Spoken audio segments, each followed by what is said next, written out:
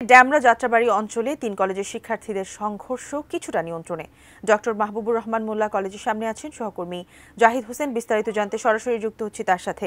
জাহিদ, আমাদের জানাবেন, আমরা জানতে পেরেছি সংঘর্ষ কিছুটা নিয়ন্ত্রণে, কিন্তু আসলে কতটুকু নিয়ন্ত্রণে?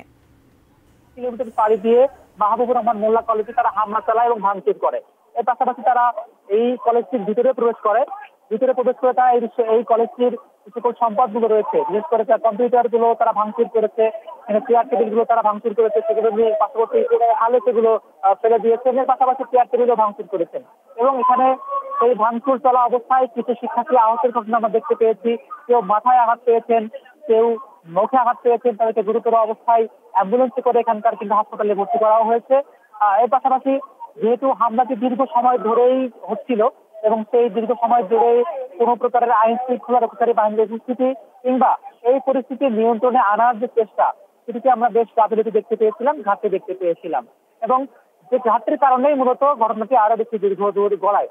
এবং কবি নজরুল কলেজের এবং সোনাদি কলেজের প্রায় 2 সহস্রাধিক শিক্ষার্থী তারা এই হামলায় অংশ নেয় এবং হামলার যে অংশ নেওয়াটা তিনি নিবৃত্ত করতে মাহবুবুর রহমান মোল্লা কলেজের শিক্ষার্থীরা এবং স্থানীয় জনতা তারা যৌথভাবে নিবৃত্ত করার চেষ্টা করে, কিন্তু সেই নিবৃত্ত না হয়ে তারা বরং এই কলেজের ভিতরে প্রবেশ করে ভাঙচুর চলতে থাকে এবং দফায় দফায় পাল্টা ধাওয়ার ঘটনা এখানে ঘটতে থাকে।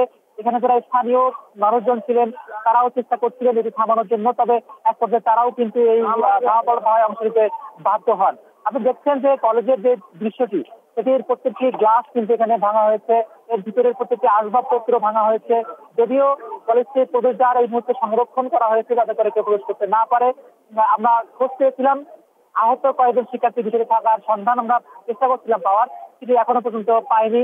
এবং আইন শৃঙ্খলা বিষয় যদি বলতে চাই, আধা ঘন্টা আগে পুলিশ এখানে আসার চেষ্টা করে, তবে এখানকার উপস্থিত শিক্ষার্থীরা, ছাত্র জনতারা এই বিষয়টিকে নেতিবাচক ভাবেই দেখছেন, কেননা প্রায় 2 ঘন্টা ধরে এখানে সংঘর্ষ চলছিল, কিন্তু সেই সংঘর্ষ চলা অবস্থায় কোনো কাউকে দেখা যায়নি। এর পাশাপাশি একটু আগেই সেনাবাহিনী এসে ঘটনাস্থলে পৌঁছেছেন, তারা পরিস্থিতি সামাল দেওয়ার চেষ্টা করছিলেন, তবে একই ঘটনা তাদের সঙ্গে ঘটেছে। শিক্ষার্থীরা এবং স্থানীয় জনতা তারা সেটাই বলছেন যে আসলে দীর্ঘ সময় ধরেই হামলার ঘটনা ঘটেছে, ভাঙচুরের ঘটনা ঘটেছে, কিন্তু এই নিবৃত্ত করার যে ঘটনা সেটি আমরা খুব কমই দেখতে পেয়েছি। আমরা এখানকার যারা সেনা সদস্যরা আছেন তাদের উপস্থিতি একটু দেখতে চাই, তারা কি করছেন এই মুহূর্তে সেগুলো দেখাতে চাই আপনাদের। এবং মাঠের অলরাউন্ডার আমি, আর ঘরের all rounder Tylox. Tylox toilet cleaner, clean মানেই টাইলক্স।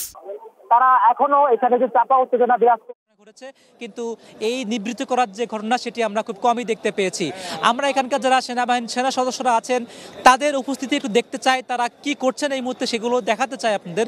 এবং তারা এখনও এখানে যে চাপা উত্তেজনা বিরাজ করছে সেটিকে থামানোর জন্য বারবার অনুরোধ করছেন।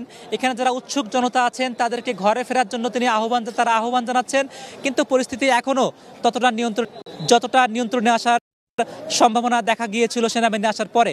তবে এখানে যারা তারা বলছেন এই এখন আসলে সেনাবাহিনীর উপস্থিতিটা নামমাত্র আসা, কেননা এখন কিন্তু ভাঙচুরের ঘটনা শেষ, এখন হামলার ঘটনা শেষ, অনেক শিক্ষার্থী আহত হয়েছেন। কারণ মুহূর্তে পরিস্থিতি আসলে নিয়ন্ত্রণ নেওয়ার কিছু আছে বলে কিনা তারা সন্দেহ পোষণ করছেন। এবং পুলিশ এখানে এসেছিল বটে, কিন্তু শিক্ষার্থীদের বাধার মুখে পুলিশও আবার পিছু হটতে বাধ্য হয়েছে। তারাও আসলে শিক্ষার্থীদের কাছ থেকে একই প্রতিক্রিয়ায় পাচ্ছিলেন যে আসলে হামলা শেষ হওয়াটা আসলে কতটুকু যৌক্তিক। এবং আমরা বারবার যেটি বলছিলাম, সকাল 9টা থেকেই কবি নজরুল কলেজের শিক্ষার্থীরা তারা সংগঠিত হতেন এবং সেখানে তারা বিক্ষোভ মিছিল বের করেন। সেখানকার কলেজে যিনি অধ্যক্ষ ছিলেন হাবিবুর রহমান, তিনি শিক্ষার্থীদেরকে অনুরোধ জানাচ্ছিলেন যে তারা যাতে করে আজকের পর্যন্ত তারা আন্দোলন বন্ধ রাখেন এবং পরবর্তীতে কলেজের পক্ষ থেকে এই ঘটনার তদন্ত করা হবে কিংবা আওতায় আনার যে দাবি দেওয়া, যে মেনে নেওয়ার বিষয়টি, সেটিও তিনি কথা দিচ্ছিলেন যে সেটা মেনে নেওয়ার চেষ্টাটি করা হবে। তবে শিক্ষার্থীদের বড় অংশই সেই অধ্যক্ষের কথাকে উপেক্ষা করা মিছিল নিয়ে কবি নজরুল কলেজ থেকে 8 কিলোমিটার পথ পাড়ি দিয়ে পায়ে হেঁটে তারা হাতে লাঠিসোঁটা নিয়ে, দেশীয় অস্ত্র নিয়ে তারা মূলত এই দীর্ঘ পথ পাড়ি দিয়ে আসেন এবং দুপুর 12টা নাগাদ তারা মাহবুবুর রহমান কলেজে হামলা শুরু করেন, ভাঙচুর শুরু করেন। উৎসুক জনতা ছিল, তাদের একটি চেষ্টা ছিল যে আসলে এই সংঘর্ষটা কীভাবে এড়ানো সম্ভব, ভাবে আসলে ঘরে পাঠানো সম্ভব। সেই চেষ্টাটিও এক পর্যায়ে বিফলে যায়। এখানে 2 ঘন্টা ধরেই রণক্ষেত্রে পরিণত হয় ডেমরা এলাকা, অর্থাৎ মাহবুবুর রহমান কলেজের সামনের যে সড়কটি সেটি। এবং দৃশ্যত সেখানে সকাল 11টা থেকেই মূলত যানবাহন চলাচল চলাচল বন্ধ হয়ে যায়, কেননা এখানে দফায় দফায় সংঘর্ষ এবং সেই সংঘর্ষ এখন কিছুটা কমে এসেছে, কিন্তু এখনো পর্যন্ত উৎসুক জনতার পাশাপাশি অত্র কলেজের শিক্ষার্থীরা তারা বিক্ষোভ অবস্থায় স্লোগান দিচ্ছেন। তাদেরও বিভিন্ন দাবি দেওয়া আছে, তারাও আজকে হামলার শিকার হয়েছেন, তাদের কলেজ শিকার হয়েছে, সে সকল বিষয় নিয়ে তাদের অনেক ক্ষোভ রয়েছে, সেগুলো প্রকাশ করছেন এখানে যারা উপস্থিত কর্মকর্তা আছেন তাদের কাছে। এবং এই সংঘর্ষের ঘটনা আমাদের আরেক সহকর্মী স্বপন এই ডেমরা এলাকাতে অবস্থান করছেন, তিনিও এই সংঘর্ষের অন্য একটি পর্যায় থেকে জানাবেন সংঘর্ষের মধ্যে তিনি কতটুকু পর্যবেক্ষণ করছেন, সেখানকার আইন শৃঙ্খলাকারী পরিস্থিতি বা কেমন, সেখানকার মানুষজনই এখন বা ঘরে ফিরছে কিনা, কিংবা এখনো জনতার ভিড়টি রয়েছে এই কলেজকে কেন্দ্র করে। স্বপন, আমাদেরকে কি জানাবেন? তারা বলেছেন ভিতরে যে জিনিসগুলো ছিল, অর্থাৎ বিভিন্ন টেবিল চেয়ার সহ শিক্ষার্থীদের সার্টিফিকেট পর্যন্ত ছিঁড়ে ফেলা হয়েছে, পুড়িয়ে দেওয়া হয়েছে, এমনটি এখানকার শিক্ষার্থীরা আমাদেরকে দাবি করছেন। আমরা এখানকার একজন শিক্ষার্থীর সাথে একটু আপনাদেরকে কথা বলিয়ে দিতে চাই। আচ্ছা, আমরা শুনেছি যে ওই কলেজের কয়েকজন শিক্ষার্থী এখানে তারা এসেছিলেন, একটু বিস্তারিত পরিস্থিতি তারা আজকে আছেন কিনা? এরা বলতে পারছি না আজকে আছে কিনা, কিন্তু আমাদের কলেজ থেকে বাথরুমের ফল তারা যে চেয়ারে বসে, সব চেয়ার একটা ছাদে, ওই ছাদ থেকে টিভি 40টা কম্পিউটার দ্বিতলা দিন আমাদের কাগজপত্র গ্রিন কার্ড সব ছিল। যেমনটি ওকে ধন্যবাদ, যেমনটি শুনছিলেন যে এই কলেজের বেশিরভাগ জিনিসই কিন্তু ভেঙে ফেলা হয়েছে। আমরা দেখতে পাচ্ছি যে যৌথ বাহিনীর একটা দল, অর্থাৎ সেনাবাহিনী সহ অন্যান্য যে পুলিশ আর্মি, তারা কিন্তু ভেতরে ঢোকার চেষ্টা করছেন।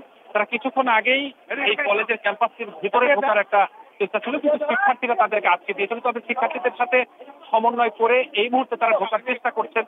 আমরা একটু সামনের দিকে তাদেরকে দেখাতে চাই, হয়তো অল্প সময়ের মধ্যেই তারা ভেতরে ঢুকবেন।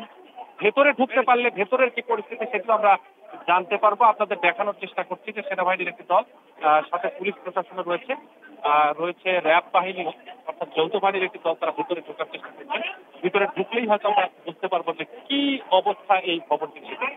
তবে আমরা যতটুকু বাইরে থেকেই দেখা যাচ্ছে যে বেশিরভাগ গ্লাসই কিন্তু ভেঙে ফেলা হয়েছে, আপনি দেখতে পাচ্ছেন। তবে সেই কলেজের শিক্ষার্থীরা যারা এসেছিলেন, অর্থাৎ কবি নজরুল কলেজের শিক্ষার্থীরা যারা এসেছিলেন, তারা কয়েকজন আহত হয়েছেন। শুধু এই নয়, দুই কলেজেরই আসলে বেশ কয়েকজন শিক্ষার্থী আহত হয়েছেন, এমনটা আমরা জানতে পেরেছি।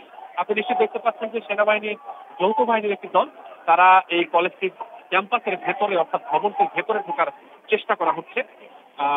সেখানে এই কলেজের শিক্ষার্থীরা রয়েছেন, তাদের সহযোগিতা করছেন। তবে সাধারণ মানুষ যারা রয়েছে তাদেরকে কিন্তু আসলে ঢুকতে দেওয়া হচ্ছে না, কেননা ভিতরে যে পরিস্থিতি হয়েছে সেটি পর্যবেক্ষণ করার জন্য এই যৌথ বাহিনী। তবে আবারও কলেজের একদম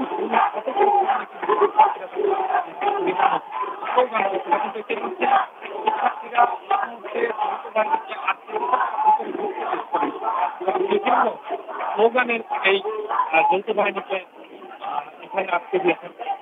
তারপরে যৌথ বাহিনী ঢোকার চেষ্টা করছেন। একটু ক্লোজ করে আপনাদেরকে দেখাতে চাই, আসলে এত সংখ্যক মানুষ এখানে উপস্থিত আছেন, শিক্ষার্থীদের সাথে সাথে স্থানীয় মানুষও কিন্তু না থাকলেও পরিস্থিতি অনেকটা উত্তপ্ত